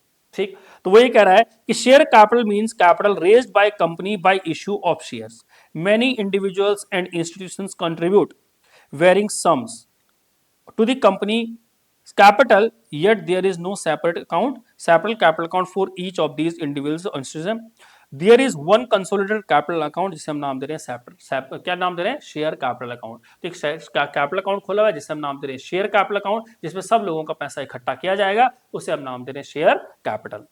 हमारे पास शेयर्स कितने तरह के होंगे share capital, authorise share capital, इसे नॉमिनल शेयर कैपिटल बोलते हैं, रजिस्टर्ड शेयर कैपिटल बोलते हैं। कितना मैक्सिमम पैसा कंपनी क्या कर सकती है, पब्लिक से ले सकती है। कह रहा है authorise capital refers to that amount which it is stated in the memorandum of association. This is the maximum capital for which a company is authorized to issue shares during its lifetime. इससे ज्यादा company पैसा लोगों से नहीं ले सकती। Issued that means company के पास मान लेते हैं कि 100 करोड़ रुपए की ऑथराइजेशन है कि 100 करोड़ तक का पैसा ले सकती है। कंपनी का अभी 20 करोड़ की जरूरत है, तो कंपनी ने 20 करोड़ के शेयर पब्लिक को इशू किए हैं। Issued capital is that part of authorized capital which is actually offered to the public for subscription. अभी हमें 20 करोड़ की जरूरत है, तो कंपनी ने क्या कहा पब्लिक को कि हम 20 करोड़ के शेयर इशू कर रहे हैं, अभी हमें 20 करोड़ की जरूरत है, जब फ्यूचर में जरूरत पड़ेगी तो हम बाकी पैसा आपसे मंगवा लेंगे। The remaining part of the authorized capital is known as unissued capital which can be issued later on. Subscribe पे क्या मीनिंग हुआ कि हमने 20 करोड़ के शेयर इशू किए और लोगों ने 20 करोड़ के शेयर खरीद लिए, इसे बोलते हैं फुली सब्सक्रिप्शन। हम ऑलरेडी पढ़ चुके हैं। इससे ये भी हो सकता है कि लोग हमारे पास क्या 20 की जगह 25 करोड़ के लोग आ जाएं, इसे बोलते हैं ओवर सब्सक्रिप्शन। और एक होता है मिनिमम सब्सक्रिप्शन, जो कि 90% कम से कम होना चाहिए। अगर हम 20 करोड़ के शेयर इशू किए हैं तो कम से कम 18 करोड़ के लोग हमारी कंपनी में इंटरेस्ट दिखाएं कि हम आपकी कंपनी के शेयर खरीदना चाहते हैं, उसे हम नाम दे रहे हैं मिनिमम सब्सक्रिप्शन। अब इसके अंदर भी क्या है, हमने कहा सब्सक्राइब्ड कैपिटल में क्या है, हमारे दो तरह से होंगे, या तो कुछ लोग पूरा पैसा दे देंगे या कुछ लोग पैसा नहीं देंगे, यानी फुली पेड और पार्टली पेड। ठीक, हम ऑलरेडी से डिस्कस कर चुके हैं इन case of analysis of financial statement. अगर आपने नहीं देखा है तो प्लीज पहले आप उस वीडियो को जरूर देख लें, उससे आपको पूरा चैप्टर भी बहुत आसानी से ये समझ आ जाएगा। कह रहा है subscribed capital is that part of issued capital which has been subscribed for by the public. Example के तौर पे 13,000 शेयर हमने इशू किए हैं पब्लिक को, पब्लिक ने 12,000 शेयर खरीद लिए हैं, तो कंपनी कितना 12,000 इंटू में 10, 12,000 इंटू में 10, 1,20,000 होना चाहिए था। ये 1,20,000 हमारी क्या हो जाएगी कैपिटल हो जाएगी। कह रहा subscribe capital is shown in the balance sheet under two heads, subscribed and fully paid up, subscribed and not fully paid up, वो हम आगे जाके देख लेंगे। नेक्स्ट आता है subscribed and fully paid up. Subscribed and fully paid up का मतलब है कि हमने क्या किया, शेयर इशू किए, लोगों ने पूरे शेयर खरीदे और पूरा का पूरा पैसा दे दिया। ठीक, ये एग्जाम्पल दिया हुआ है। एग्जाम्पल से पहले मैं आपको इसका फॉर्मेट दिखाना चाहता हूं। ये देखिए, ये हमारा फॉर्मेट है, presentation of share capital in companies balance sheet. हम क्या लिखेंगे, इक्विटी एंड लायबिलिटीज, उसमें शेयर होल्डर्स फंड, यहां लिखेंगे शेयर कैपिटल, बाकी तो आपको पता ही है। अब जो इसका ये नोट 1 है, इसको समझना। इसमें क्या लिखा है नोट्स में, सबसे पहले शेयर कैपिटल लिखेंगे, उसमें ऑथराइज शेयर कैपिटल, इक्विटी कितने और प्रेफरेंस कितने ऑथराइजेशन, हमने इशू कितने, इक्विटी कितने और प्रेफरेंस कितने इशू किए हैं, सब्सक्राइब कैपिटल आ गया। सब्सक्राइब कैपिटल, अब सब्सक्राइब कैपिटल में दो चीजें, subscribe capital and fully paid, it means हमने जितने शेयर इशू किए थे सब लोगों ने पूरा पैसा दे दिया, इक्विटी हो या प्रेफरेंस वो हम लिख लेंगे।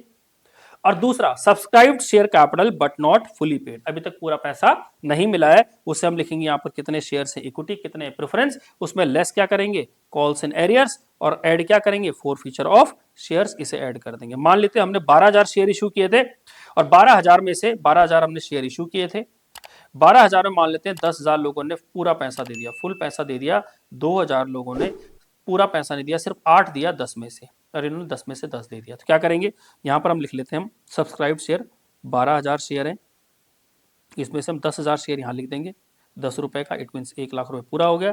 और यहां पर क्या लिखेंगे, 8,000 शेयर इंटू में कितना, सॉरी कितना, 10,000 शेयर है ना,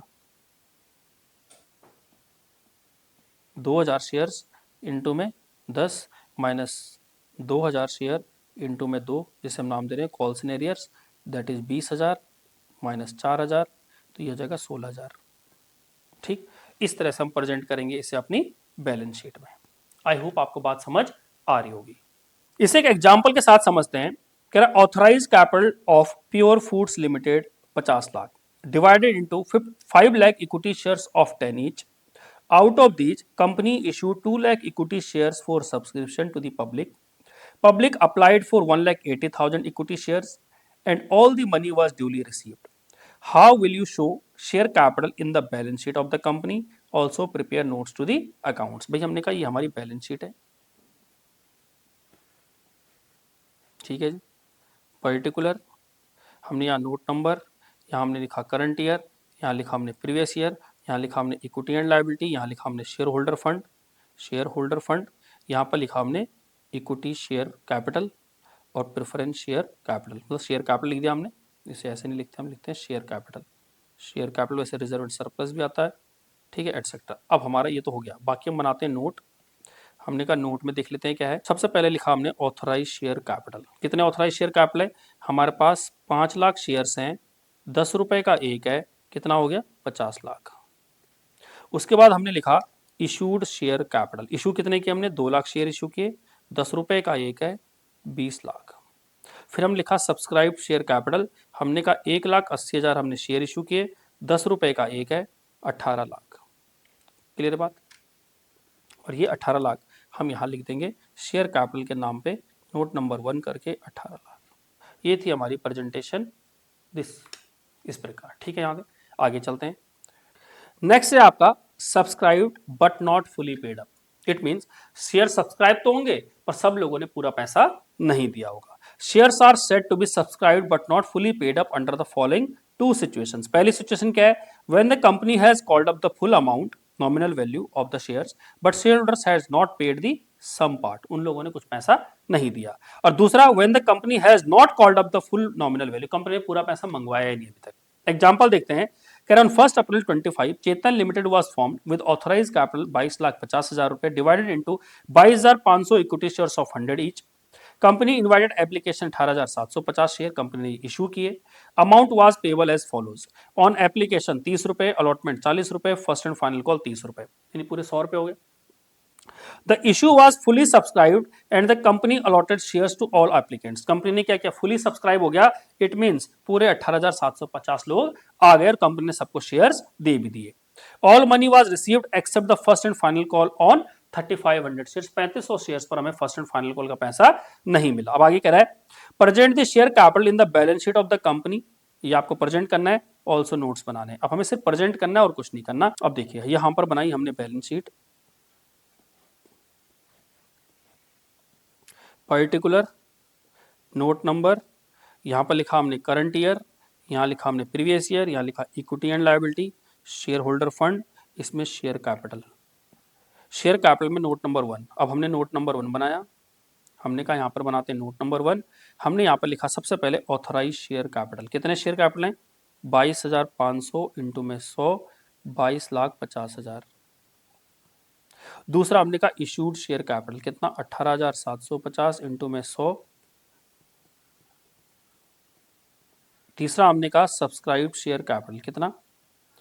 18,700 इंटू में 100, ये हो गया टोटल 18,75,000। ठीक है, अब इसमें माइनस करेंगे कॉल्स इन एरियर्स। देखिए वो ये कह रहा है 3500 शेयर्स पर फर्स्ट एंड फाइनल कॉल नहीं दी। It mean first and final call कितने की है? 30 रुपए की नहीं दी। तो कितना हो जाएगा?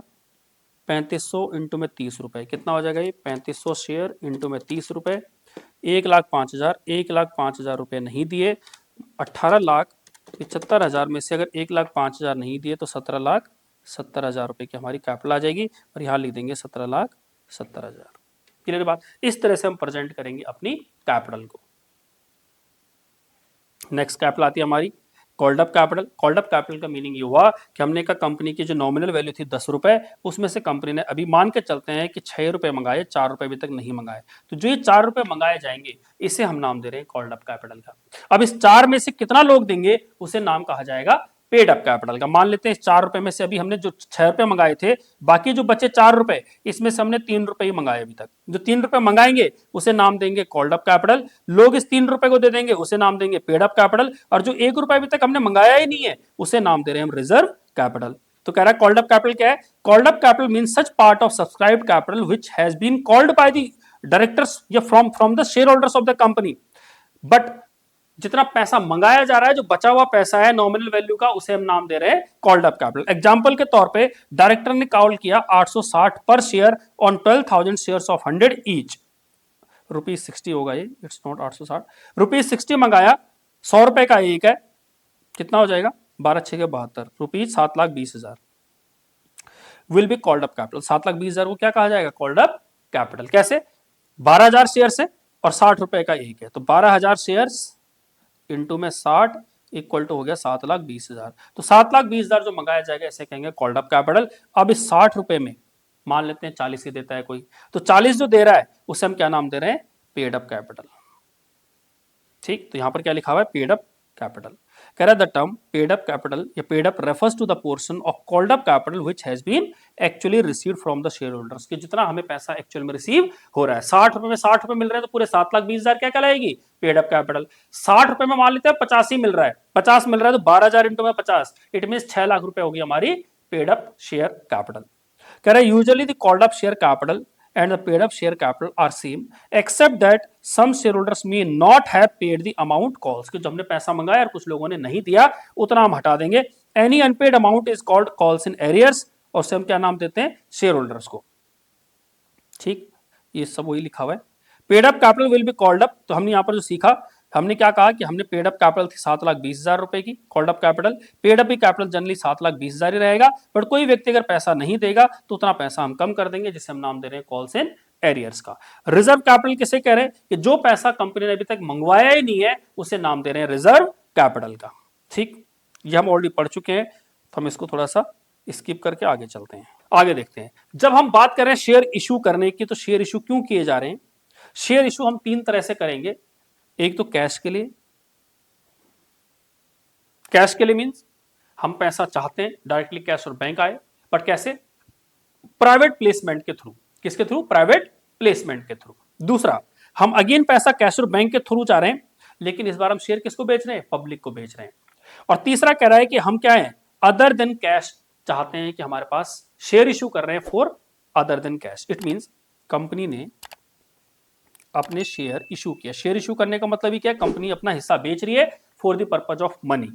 तो वो कह रहा है कि हम पैसा चाहिए, मनी चाहिए। हम किसको बेच रहे हैं इस बार? प्राइवेट प्लेसमेंट कर रहे हैं। प्राइवेट प्लेसमेंट का मतलब हुआ हमने एक ग्रुप ढूंढा, हम उस ग्रुप को ढूंढ रहे हैं, हमारे जानने वाले लोग हैं, हम उनको शेयर इशू कर रहे हैं। जानने वाले लोग मीन्स हमने कहा हम एक एक आदमी के पास जाएं, एक एक पब्लिक को कहें कि भाई हमें क्या करो, पैसा दो पैसा दो पैसा दो। इससे बढ़िया तो हम कुछ लोगों को चुन लेते हैं। मान लीजिए हमने क्या किया, बड़े बड़े लोगों को चुना, हमें 10 करोड़ रुपए की रिक्वायरमेंट है। हमने क्या किया, एक ग्रुप बनाया और एक ग्रुप को कहा कि भाई क्या आप लोग हमारी कंपनी में पैसा इन्वेस्ट करने के लिए रेडी हैं, हम आपको अपनी कंपनी का शेयर दे रहे हैं। इसे कहते हैं प्राइवेट प्लेसमेंट। प्राइवेट प्लेसमेंट में का मीनिंग हुआ कि कंपनी ने अपने जितने भी जानने वाले लोग हैं, या कंपनी के जितने भी नोन हैं, या कंपनी को जितना भी रीचेबल लोग हैं, उनके पास गई और कंपनी ने कहा कि आपके हमारी कंपनी में पैसा इन्वेस्ट करने के लिए रेडी हैं। और लोग रेडी हो जाते हैं, ये ग्रुप रेडी हो जाता है, कोई एसोसिएशन रेडी हो जाता है, कोई बैंक्स रेडी हो जाते हैं। अगर जो भी लोग रेडी हो जा रहे हैं उसको हम नाम दे रहे हैं ग्रुप, और उस ग्रुप को अगर कंपनी शेयर इशू करते हैं उसे कहते हैं प्राइवेट प्लेसमेंट। दूसरा, कंपनी को अगेन पैसा चाहिए। कंपनी को जो पैसा चाहिए, पर कंपनी क्या कह रही है, इस बार हम ग्रुप के पास नहीं जाएंगे, हम जाएंगे पब्लिक के पास। तो जब कंपनी पब्लिक को शेयर इशू करती है और उससे जो पैसा आता है उसे कहते हैं हम शेयर इशू कर रहे हैं पब्लिक को।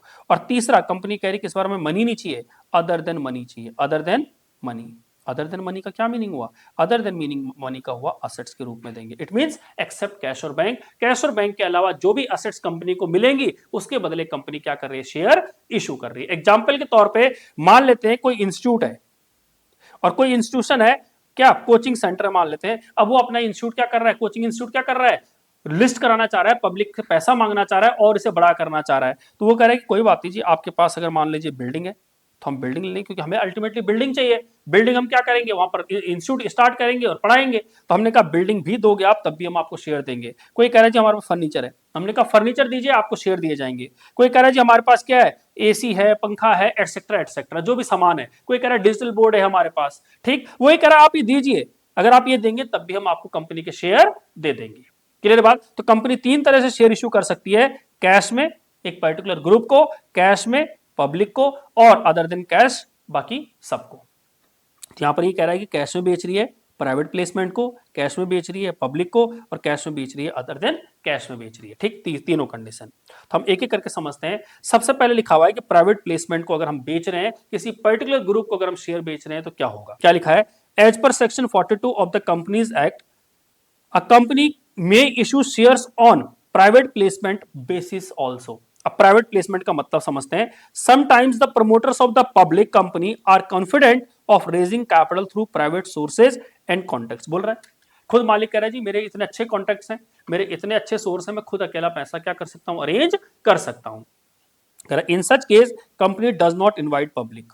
पब्लिक को बुलाने की क्या जरूरत है, क्योंकि पब्लिक के पास जाना पड़ेगा, एक एक व्यक्ति के पास जाना पड़ेगा और उनसे बोलना पड़ेगा हमारे शेयर खरीदिए। बेटर यही है कि हम क्या करें, अपनी जान पहचानी, अपने जो नोन है, अपने कॉन्टेक्ट्स हैं, उनसे बात करें, उनसे पैसा ले ले।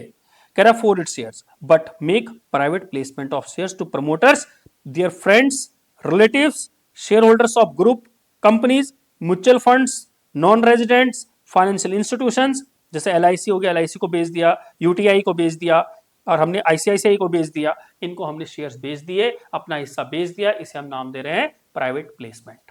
तो प्राइवेट प्लेसमेंट का मीनिंग क्या हुआ, जब कंपनी अपने शेयर्स किसी पर्टिकुलर ग्रुप को बेचती है, किसी पर्टिकुलर लोगों को बेचती है, उसे हम नाम दे रहे हैं प्राइवेट प्लेसमेंट ऑफ शेयर्स। दूसरा, इसके अलावा और कैसे, sweat equity shares. Sweat equity shares क्या होते हैं, स्वेट का मीनिंग पसीना होता है बेसिकली। स्वेट इक्विटी शेयर का मीनिंग यहां पर यह है कि जब कंपनी अपने शेयर्स किसको, अपने इंप्लॉइज को बेचती है, किसको बेचती है, इंप्लॉइज को बेचती है, डायरेक्टर्स को बेचती है, तो उसे हम नाम दे रहे हैं स्वेट इक्विटी शेयर्स। तो क्या लिखा हुआ है, A company may issue sweat equity shares as per section 54 of the Companies Act. Sweat equity shares means equity shares issued by the company to its employees or directors at a discount or for consideration other than cash for providing know-how or making available intellectual property right. Such shares cannot be resold by their holders within a period of 3 years called lock-in period. It is to be noted that a company may issue sweat equity shares at a price lower than the nominal value of its shares. The entries for sweat equity shares, बात की बात है। तो sweat equity shares क्या है, sweat equity shares ये है कि जब कंपनी अपने इंप्लॉय को, डायरेक्टर को अपने शेयर्स बेचती है, अपनी कंपनी का हिस्सा बेचती है, और किस पर बेचती है, लोअर प्राइस पर बेचती है। बट कंपनी साथ में ये कहती है कि आपको इन शेयर को कम से कम 3 साल अपने पास रखना पड़ेगा, लॉक इन पीरियड आपको 3 साल अपने पास होल्ड करना होगा, उसके बाद आप इस शेयर को कहीं बेच सकते हैं, किसी और को बेच सकते हैं। इसे कहते हैं स्वेट इक्विटी शेयर्स। नेक्स्ट है एम्प्लॉय स्टॉक ऑप्शन प्लान। अब एम्प्लॉय स्टॉक ऑप्शन प्लान क्या है, कंपनी क्या करती है, अपने इंप्लॉइज को ऑफर करती है कि हम आपको एक फ्यूचर डेट में हम आपको इतने शेयर्स देंगे, प्री डिटरमिन्ड रेट पर देंगे। जैसे एग्जांपल के तौर पे मान लीजिए रिलायंस ने क्या किया, अपने आज रिलायंस का शेयर कितना है, 1400 रुपए का है, ठीक। रिलायंस कंपनी कह रही है, रिलायंस ने कहा कि हम अपने इंप्लॉय को एक फ्यूचर डेट मान लेते हैं कि 6 महीने बाद, 2 साल बाद, जो भी है, 2 साल बाद हमने कहा हम आपको एक शेयर देंगे और उसकी कीमत होगी 1200 रुपए, या उसकी कीमत होगी 1000 रुपए। आप सोच के देखिए, शेयर तो बढ़ेगा ही ना आने वाले टाइम में। अब कंपनी ने 1000 रुपए में वादा किया है कि हम आपको 1000 रुपए में शेयर दे देंगे। मान लेते हैं हमने कहा हर इंप्लॉय को 50 शेयर देंगे, यानी 50,000 रुपए के शेयर हर इंप्लॉय को दिए जाएंगे। कब? आपको 50,000 देने हैं और 2 साल बाद आपके अकाउंट में 50 शेयर्स आ जाएंगे। अब इसकी कंपनी तो ग्रो कर रही है, तो ऑब्वियस सी बात है शेयर की वैल्यू बढ़ेगी ही बढ़ेगी, पहली चीज। तो प्री डिटरमिन्ड रेट पे दिया जाएगा, फ्यूचर डेट में दिया जाएगा, बट आपको इसको कम से कम 1 साल अपने पास होल्ड करना पड़ेगा। जैसे ही आपको शेयर अलॉट किए जाएंगे तो आपको 1 साल अपने पास होल्ड करना पड़ेगा, फिर आप कहीं इसको बेच सकते हैं। इसे नाम दे रहे हैं employee stock option plan. Employee के पास ऑप्शन दी जा रही है कि आपको हम स्टॉक दे रहे हैं, आप अगर इसे खरीदना चाहते हैं तो खरीद सकते हैं। आज आप इसे खरीद सकते हैं, फ्यूचर डेट पर आपको इसे अलॉट किए जाएंगे शेयर्स। प्री डिटरमिन्ड रेट पे पहले रेट डिसाइड हो चुका है, इस रेट पर हम फ्यूचर में देंगे। और फ्यूचर में आपको पता है कि अगर आपको लगता है कि आपकी कंपनी ग्रो करने वाली है, आपको लगता है कि आपकी कंपनी अच्छा करने वाली है, तो डेफिनेटली आप उसमें इन्वेस्ट करेंगे। बट अगर आपको लग रहा है कि फ्यूचर में डूब सकती है तो आप उसमें पैसा इन्वेस्ट नहीं करेंगे। तो वही कह रहा है, under section 62(1)(b of the companies act, company may offer shares to employees under scheme employee stock options by passing resolution at the general meeting of the company. Employee stock option means right and not the obligation. Obligation नहीं कि लेना ही लेना है, right means चाहते हो तो लो, otherwise छोड़ दो। कह रहा है given to the whole time directors, officers and employees right to purchase और सब्सक्राइब एट फ्यूचर डेट। देखो क्या लिखा है, फ्यूचर डेट में आप खरीद सकते हैं, किस पे? Securities offered by the company at pre determined price. दो चीजें देखिए, ध्यान रखिए, एक तो फ्यूचर डेट में खरीद सकते हैं और दूसरा प्री डिटरमिन्ड रेट पे खरीद सकते हैं कि पहले जो रेट डिसाइड हो गया उस पर आप खरीद सकते हैं। विच usually is lower than the market price. Generally क्या होता है, मार्केट प्राइस जो है उससे कम ही होता है, तो हर कोई क्या करता है, इन्वेस्ट करता है। और ये कंपनी क्यों कर रही है? ये कंपनी इसलिए कर रही है क्योंकि ये कंपनी चाहती है कि इंप्लॉय इसे छोड़ के ना जाए, इंप्लॉय बने रहें। तो जैसे इंप्लॉय बना रहेगा तो ऑब्वियस सी बात है, उसे भी एक लालच रहेगा कि मैंने कंपनी के, मेरे को क्या मिलने वाले, शेयर मिलने वाले, मेरी फ्यूचर में एक इन्वेस्टमेंट है वो मुझे वापस मिलेगी। इसीलिए कंपनी क्या करता है, इंप्लॉय को ऑफर देती है। इंप्लॉय भी सर्व करता है कंपनी को अच्छा करने के लिए कि कंपनी क्या करे, अच्छा करे, उसे अच्छा फायदा मिले, मार्केट में वैल्यू बढ़ेगी तो उसकी भी क्या होगी, ESOP की वैल्यू बढ़ जाएगी। इसलिए क्या होता है, कंपनी जानबूझ के क्या करती है, अपनी इंप्लॉय को ऑफर देती है कि इंप्लॉय छोड़ के ना जाए। करेक्ट, इंप्लॉइज मे और may not exercise this option, क्योंकि ये मर्जी से, चाहो तो लो, नहीं चाहो तो मत दो। This is voluntary scheme given to its employees a sense of belonging. Shares allotted under this scheme shall be logged in. देखो मिनिमम पीरियड 1 ईयर, आपको जब अलॉट किए जाएंगे शेयर तो आपको कम से कम 1 साल अपने पास उसे रखना है। ठीक, ये था हमारा प्राइवेट प्लेसमेंट ऑफ शेयर्स किसे कहते हैं, स्वेट इक्विटी शेयर्स क्या होते हैं, इंप्लॉय स्टॉक ऑप्शंस प्लान क्या होता है। अब हम बात करते हैं अकाउंटिंग ट्रीटमेंट की। तो अकाउंटिंग एंट्रीज क्या क्या होंगी हमारी, जब हम शेयर इशू करेंगे तो हमारे पास दो ऑप्शन होंगी कि हम जो शेयर इशू कर रहे हैं वो लमसम इशू कर रहे हैं, यानी हम पैसा एक साथ मांग रहे हैं। इट मीन जब हम इशू करेंगे तो दो ऑप्शन होंगी, या तो हम लमसम इशू कर रहे हैं, एक साथ पैसा मांग रहे हैं, या हम इंस्टॉलमेंट में पैसा मांग रहे हैं। अगर हम लमसम में पैसा मांग रहे हैं, इट मीन हम कह रहे हैं एक ही बारी में सारा का सारा पैसा दे दीजिए। जैसे 1 लाख शेयर है और 10 रुपए का एक है, तो हमने कहा 10 लाख रुपए आप एक साथ दे दीजिए। ठीक, और दूसरा हम कह रहे हैं कि 10 रुपए को आप किस्तों में दीजिए। जैसे अब आप लोग अप्लाई करेंगे तब 2 रुपए दे दीजिए, जब आपको शेयर अलॉट किए जाएंगे 5 रुपए तब दे दीजिए, जब हमें जरूरत पड़ेगी तो हम फर्स्ट कॉल मंगवा लेंगे, जब हमें जरूरत पड़ेगी तो हम फाइनल कॉल मंगवा लेंगे। ठीक है जी, अब देखते हैं। सबसे पहले हम लमसम की बात करते हैं कि एक साथ अगर पैसा मंगाएंगे तो एंट्री क्या होगी। जब हम पैसा मंगाएंगे तो एंट्री होगी bank account debit to share application and allotment account पूरे 10 लाख रुपए। तो एंट्री क्या होगी, bank account debit to share application account, application allotment account 10 lakh रुपए। पर कई बार क्या होता है, लोग ज्यादा आ जाते हैं। हमने कहा भी हमने तो 1 लाख लोगों को बुलाया था, मान लेते हैं आपके पास 1.5 लाख लोग आ गए। हमने कितने लोगों को बुलाया था, 1 लाख लोगों को, लोग कितने आ गए, 1.5 लाख। तो पैसा कितना आ गया होगा हमारे पास, 10 लाख नहीं, हमारे पास 15 लाख आ गया होगा। कितना आ गया होगा, 15 लाख। तो 5 लाख को हमें वापस करना पड़ेगा, और जब वापस करेंगे तो एंट्री क्या हो जाएगी, बिल्कुल इसकी अपोजिट हो जाएगी। It mean share application and allotment account debit to bank, share application and allotment account debit to bank, ये हमने पैसा उनको रिफंड कर दिया। जिनको हमने शेयर नहीं दे पाएंगे उनको हमने पैसा रिफंड कर दिया। और जिनको हमने शेयर दिया उनको ड्यू करना पड़ेगा कि उनको पैसा दे दिया है, उनसे पैसा ले लिया है, तो फ्यूचर में ये वापस करना पड़ेगा क्योंकि एज अ कैपिटल है और आपने पढ़ा है कैपिटल हमारी लायबिलिटी है क्योंकि ओनर को वापस करनी पड़ती है। तो एंट्री क्या होगी? Share application allotment account debit to share capital account. Normally जब बिजनेस शुरू होता है तो एंट्री क्या करते हैं? Bank account debit to share capital account. यहां पर भी हो रहा है bank account debit to share capital account. Application से तो एप्लीकेशन एडजस्ट हो जा रहा है। क्लियर है बात? तो यहां पर हम क्या करेंगे? 10 लाख रुपए से ये एंट्री कर देंगे। 5 लाख रुपए हमने वापस कर दिए। ठीक, ये था हमारा लमसम जब हमने एक साथ पैसा मंगाया है। अब हम किस्तों में पैसा अगर मंगाते हैं, दूसरा केस क्या है कि अगर हम पैसा किस्तों में मंगाते हैं तब क्या होगा? तो सबसे पहले हम क्या करेंगे? हमने कहा हमारे शेयर की फेस वैल्यू 10 रुपए है, 1 लाख शेयर हैं, 10 रुपए में हमने कहा क्या 2 रुपए हमारी एप्लीकेशन है, 5 रुपए अलॉटमेंट है, 1 रुपए हमारी फर्स्ट कॉल है और बाकी 2 रुपए हमारा सेकंड एंड फाइनल कॉल है। ठीक, अगर हम बात करें एप्लीकेशन की तो सबसे पहले एप्लीकेशन का पैसा मंगाया जाएगा 1 लाख इंटू में 2 लाख रुपए जब मंगाएंगे तो एंट्री होगी bank account debit to share application account. हमने यहां लिखा 2 लाख रुपए, पर मैंने साथ साथ बताया कि ऐसा भी हो सकता है कि ज्यादा लोग आ जाए। मान लीजिए हमारे पास 1 लाख की जगह 1.5 लाख लोग आ गए अप्लाई, 1.5 लाख एप्लीकेशन आ गई, तो पैसा कितना आ गया होगा? 1.5 लाख इंटू में 2 इट मीन 3 लाख रुपया आ गया होगा। कितना आ गया होगा? 3 लाख। अगर 2 लाख आया एग्जैक्ट फुली सब्सक्राइब है तब तो कोई दिक्कत ही नहीं है, बट अगर ज्यादा सब्सक्राइब हो गया है तो ज्यादा लोगों ने अप्लाई किया होगा, ज्यादा लोगों ने क्या किया होगा? हमारे शेयर्स में हिस्सेदारी लगाई होगी, और जब ज्यादा लगाया होगा तो इसका होगा हमारे पास 50,000 ज्यादा आ गया। तो पहला ऑप्शन क्या है कि हम इन 50,000 को वापस कर दें।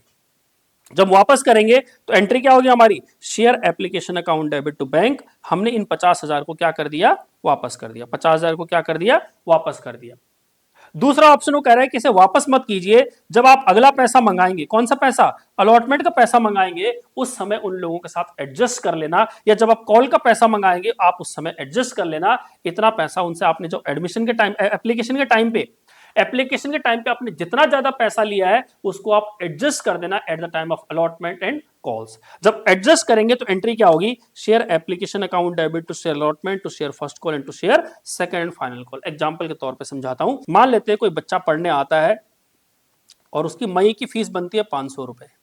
अब मान लीजिए उसने 2,000 रुपए का नोट दे दिया। ठीक, 2,000 का नोट दे दिया तो क्या होगा? या तो उसे क्या किया जाए? 1,500 रुपए रिफंड कर दिए जाए। एक तरीका तो यह है, और दूसरा तरीका क्या है कि उसे कहा गया मई के बाद जून पड़ेगा, जुलाई पड़ेगा, अगस्त पड़ेगा। उससे कहा कि भाई ऐसा है, जून, जुलाई और अगस्त, इन तीनों महीने का हम क्या करते हैं? आपकी फीस फ्यूचर में एडजस्ट कर लेंगे। फ्यूचर में क्या कर लेंगे? एडजस्ट कर लेंगे। इसी को हम कह रहे हैं अलॉटमेंट, इसी कह रहे हैं फर्स्ट कॉल, इसे कह रहे हैं second and final call. Clear बात? इसी को हमने एडजस्टमेंट की बात की है, ये हमने रिफंड की बात की है।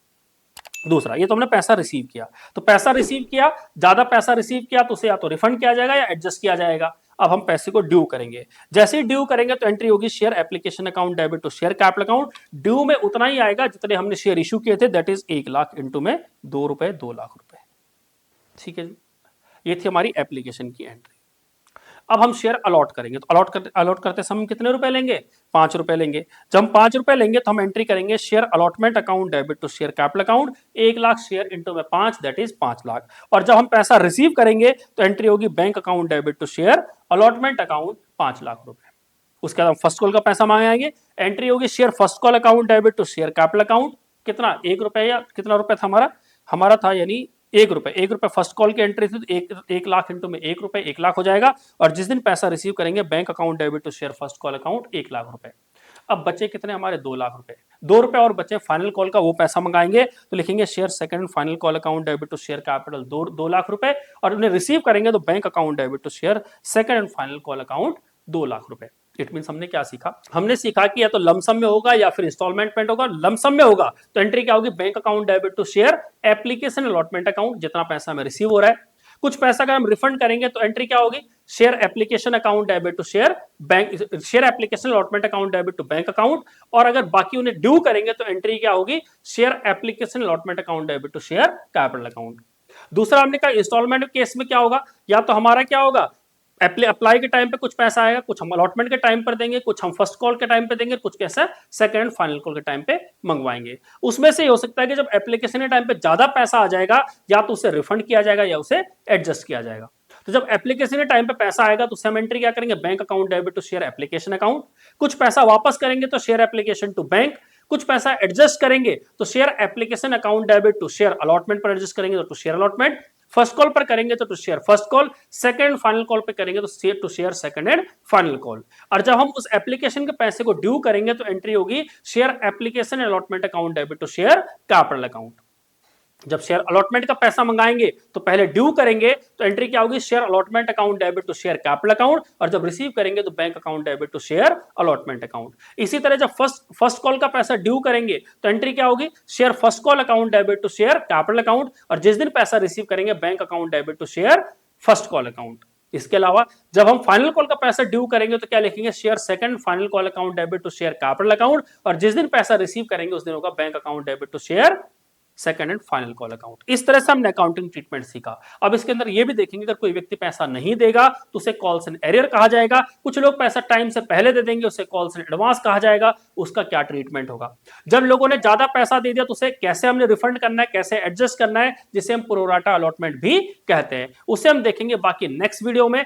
अभी तक हमने बेसिक सीखा कि कंपनी किसे कहते हैं, कंपनी के फीचर्स क्या है, कंपनी कितनी तरह की होती है, कंपनी के कितने तरह के शेयर्स होते हैं, शेयर कैपिटल की बात करें तो कितने तरह की कैपिटल है, कितने तरह के शेयर्स हैं, इक्विटी एंड प्रेफरेंस शेयर में क्या डिफरेंस है, वो हमने सीखा। साथ में हमने अकाउंटिंग ट्रीटमेंट में बेसिक एंट्री सीखी कि जब हम शेयर कैपिटल का पैसा मंगाएंगे तो लमसम में मंगाएंगे तो क्या होगा, इंस्टॉलमेंट में मंगाएंगे तो क्या होगा। बाकी आज के लिए इतना ही, अदरवाइज हमारी वीडियो और लंबी हो जाएगी। इस चैप्टर को हम कंटिन्यू करेंगे नेक्स्ट वीडियो में, तब तक के लिए मिलेंगे हम नेक्स्ट वीडियो में। बाकी अगर आपको हमारे एफर्ट्स अच्छे लग रहे हो आप हमारी वीडियोस को लाइक कर सकते हैं, शेयर कर सकते हैं और चैनल को सब्सक्राइब कर सकते हैं, जिससे कि क्या होगा आपके पास जो भी वीडियो आए आप तुरंत उसे देख सके, इसलिए आप बेल आइकन को प्रेस जरूर करें। थैंक यू सो मच, मिलते हैं नेक्स्ट वीडियो में, बाय बाय।